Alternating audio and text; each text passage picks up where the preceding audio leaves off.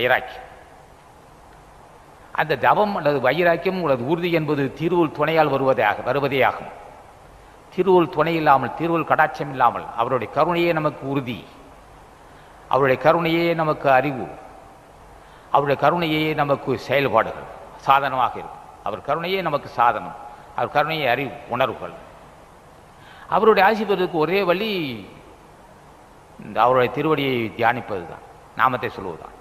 எங்கு செல்லுகிறோமோ, எங்கு சென்றாலும் அகத்தீஸ்வரா அகத்தீஸ்வரானாலும் ராமலிங்கத்துக்கு தெரியும். அதாவது முன்பே திருமலை தேவர் சொன்னார், நான் வேறு ராமலிங்கம் வேறல்ல, ஆசான் ஆறுமுக பிரமண நானும் உண்டு, ஈசனும் நானும் உண்டு என்றார். இந்த சித்த வர்க்கத்தில் வித்தியாசம் பார்ப்பதே வினைக்கு சூழ்ந்துவிடும். ராமதேவர் நேற்று வந்தவர், திருமலை பெரியவர் நினைக்காதே. நாங்கள் அத்தனை பேரும் ஒரே தன்மை உள்ளவர்கள் தான். யார் அழைத்தாலும் எங்களுக்கு தெரியும். எனவே நீ இலைக்க எனக்கு முன்னே எதேறி முன் ஒருவளா தாழ்வாளி சொன்னை பேர் அறிந்தென்று அழைத்து பாரு சூட்சமிதி உனக்கா சொன்னோம்ப்பா. இன்ன பேர் இன்ன குறி என்ன வேண்டாம், ஏகமாக அறிந்திருப்போம் அப்போனான். நீ ராமலிங்க சாமின்னு சொன்னால் 9 கோடி பேருக்கும் தெரியும். ராமதேவர்னா 9 கோடி பேருக்கும் தெரியும். யாகோப்பு என்று சொன்னால் மகான் யாகோப்புனாலும் தெரியும்.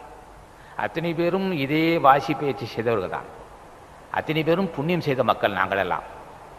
ஏதேனும் யாரேனும் பிள்ளைகள் கூப்பிடுவார்களோ, உலக மக்கள் நம்மை அழைப்பார்களோ, அழைத்து ஆசி வருவார்களோ, அவர்களுக்கு வாய்ப்பு தர வேண்டும். நாம் அடைந்த இப்பேரின்பத்தை பிள்ளைகள் அடைய வேண்டும் என்று நினைக்கிறவர் உயர்ந்த மனம் உள்ளவர்கள். ஏன்னா அவர்களெல்லாம் அறவாளி அந்தணன்னார். அறவாளி அந்தணன் தாழ் சேர்ந்தார் கல்லால் பிற ஆளி நீந்தல் அறிதுதான். கருணையே வடிவான மக்கள் அவர்களால் அணிக்கலாம். அதுபோன்று பெரியவர்கள் நாமத்தை சொல்லுதலும் விழுந்து வணங்குதலும் அன்றி வேறு வகையே இல்லை.